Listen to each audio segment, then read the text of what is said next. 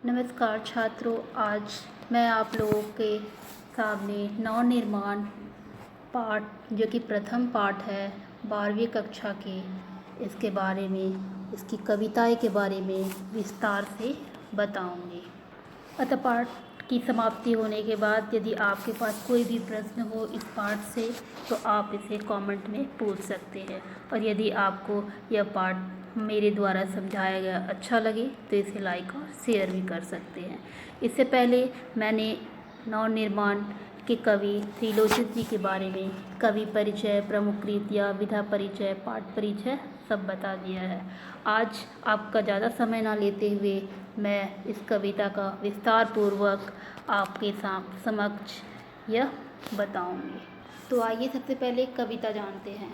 तुमने विश्वास दिया है मुझको, तुमने विश्वास दिया है मुझको, मन का उच्छ्वास दिया है मुझको। मैं इसी भूमि पर संभालूंगा, मैं इसे भूमि पर संभालूंगा। तुमने आकाश दिया है मुझको। अर्थात कवि इसका भावार्थ देते हुए बताते हैं, कवि त्रिलोचन जी जो इस कविता के कवि हैं, रचयिता है, उन्होंने कहा है कि इस धरा यानी धरती माँ को संबोधित करते हुए कहते हैं कि तुमने मुझे एक नया विश्वास दिया है, एक भरोसा दिया है कि मैं अपने मन में ठंडी ठंडी या गहरी सांस लेने का सामर्थ्य तुमने ही मुझे दिया है। और कवि इसे हमेशा मैं इस भूमि यानी धरा पर तुम्हारे इस धरोहर को हमेशा सुरक्षित संभाल कर रखेंगे ऐसा कह रहे हैं, क्योंकि तुमने यह खुला आकाश यानी कि अंबर मुझे दिया है, क्योंकि हम मनुष्य इसी धरती से जुड़े हैं और यही से हमें अपने लक्ष्य की प्राप्ति होती है। और इस प्रकार अपनी भावना को धरती माता के प्रति प्रकट करते हैं कवि त्रिलोचन जी यह कविता के छंद में। सूत्र यह तोड़ नहीं सकते, सूत्र यह तोड़ नहीं सकते, तोड़कर जोड़ नहीं सकते, व्योम में जाए कहीं भी उड़ जाए, भूमि को छोड़ नहीं सकते। अर्थात कवि यहाँ पे सूत्र को धागा और डोरी बताते हैं जिसमें हम सब बंधे हैं। इसे हम इतनी आसानी से नहीं तोड़ सकते हैं, वह चाहे एक दूसरे के प्रेम के साथ हो या आपसी रिश्ते या एकता के साथ, जो भी हो, जब चाहो उसे तोड़ा नहीं जा सकता। और अगर एक बार टूट गई तो कितना भी उपाय कर लो, कितनी भी कोशिश कर लो, इसे पुनः या फिर से नहीं जोड़ा जा सकता। अर्थात कवि यह कहना चाहते हैं कि कोई भी फैसला लेने के पहले कई बार विचार करे, उसे सोचे। आकाश, अंबर, गगन, अंत, आसमान, इसे खुले आसमान या आकाश में कहीं भी चले जाओ और कहीं भी किसी भी कोने उड़ जाओ, परंतु इस भूमि यानी कि धरती, पृथ्वी, वसुंधरा, जमीन, भूतल, वसुधा को छोड़कर कहीं जा नहीं सकते। हमें इसी मातृभूमि पर रहना है, तो फिर किस बात का क्रोध। इन सभी पर संयम रखना अति ही आवश्यक है। सत्य है राह में अंधेरा है, सत्य है राह में अंधेरा है, रोक देने के लिए घेरा है। काम भी और तुम करोगे क्या, काम भी और तुम करोगे क्या, बढ़ चलो सामने अंधेरा है। कवि कहते हैं कि यह सच यानी कि यथार्थ है, सत्य है। जब तुम आगे की तरफ चलोगे या बढ़ोगे तो राह में तुम्हें अंधकार ही मिलेंगे, क्योंकि सफलता आसानी से नहीं मिलती है। तुम्हें रोकने के लिए घिराव किया है, इतनी आसानी से तुम अपने मार्ग पर नहीं पहुंच सकते हो। इतिहासकारों ने भी यह बताया है कि किस प्रकार कठिनाइयों का सामना कर कर वह प्रसिद्धि हासिल की है। तो तुम्हारी राह में कांटे होंगे लेकिन कारे भी है, तुम्हारे पास बहुत, लेकिन तुम क्या कर सकते हो। हाथ पर हाथ धरने से अच्छा आगे की तरफ अपने कदम बढ़ाओ, भले सामने अंधकार क्यों ना हो, उसे पार साहस के साथ बिना डरे करो, क्योंकि सफलता तुम्हारे पास होगी तभी जब आप किसी भी क्षेत्र में कड़ी से कड़ी मेहनत करके उस के रास्ते पर आई कठिनाइयों को पार कर देते हैं। बल नहीं होता सताने के लिए, बल नहीं होता सताने के लिए, वह है पीड़ित को बचाने के लिए। बल मिला है तो बल बनो सबके, उठ पड़ो न्याय दिलाने के लिए। बल मिला है तो बल बनो सबके, उठ पड़ो न्याय दिलाने के लिए। कवि कहते हैं कि ताकतवर या शक्तिशाली मनुष्य अपने बल या शक्ति का प्रयोग कभी भी किसी को सताने के लिए या परेशान करने के लिए नहीं करता है, बल्कि वह दुखी शस्त्र पीड़ितों की सहायता के लिए तत्पर रहते हैं।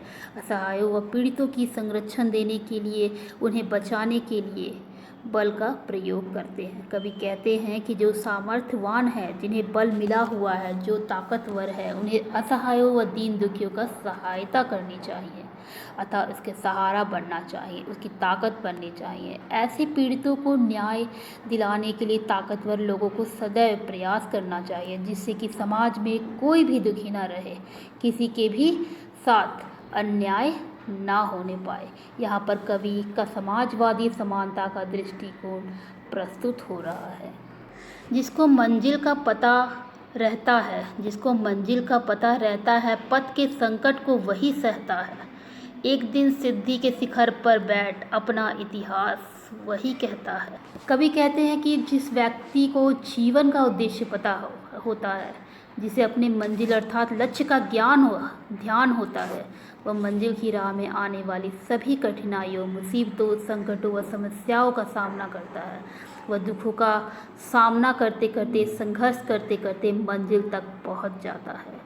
एक दिन सफलता के शिखर पर विराजमान हो जाता है और तब सफलता उनके कदम चूमते हैं।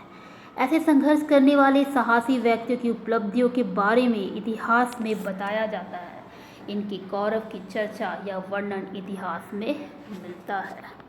प्रीति की राह पर चले आओ, प्रीति की राह पर चले आओ, नीति की राह पर चले आओ, वह तुम्हारी ही नहीं सबकी है, गीति की राह पर चले आओ। कवि कहते हैं कि हमें प्रेम और नीति यानी कि नेकी के रास्ते अर्थात नैतिकता की राह पर चलना चाहिए। इसलिए कवि कहते हैं कि आपसी मतभेदों व वैमनस्य को भुलाकर प्रेम के मार्ग का अनुसरण करो और उसी पर नेकी के साथ अच्छाई के मार्ग पर आगे बढ़ते जाओ। इस पर सभी का अधिकार है, इसलिए सभी को प्रेम से साथ में लेकर नेकी की राह पर चलना चाहिए। आपस में मिलजुल कर आपसी प्रेम बनाए रखने व मिलजुल कर जीवन जीने में अनोखा आनंद है। इसी आनंद को पाने के लिए कवि गीति की राह पर चलने के लिए कह रहे हैं। साथ निकलेंगे आज नर नारी, साथ निकलेंगे आज नर नारी, लेंगे कांटों का ताज नर नारी, दोनों संगी है और सहचर है, अब रचेंगे समाज नर नारी। कवि कहते हैं कि आज सामाजिक परिवर्तन हो गया है, समाज में बदलाव आया है। अब नर और नारी अर्थात पुरुष और महिला एक साथ कंधे से कंधा मिलाकर चलेंगे। जीवन में चुनौतियों का सामना नर और नारी मिलकर करेंगे। संघर्ष करते हुए कांटों का ताज धारण करेंगे। दोनों साथी हैं, जीवन साथी हैं, साथ मिलकर जीवन जीने का वचन दिया है और उसका निर्वाह भी करेंगे।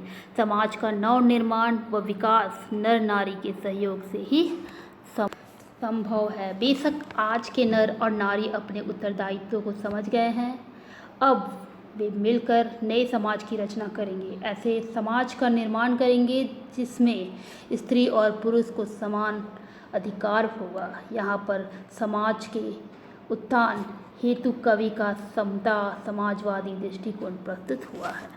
वर्तमान बोला अतीत अच्छा था, प्राण के पथ का मीत अच्छा था, गीत मेरा भविष्य गाएगा, ये अतीत का भी गीत अच्छा था।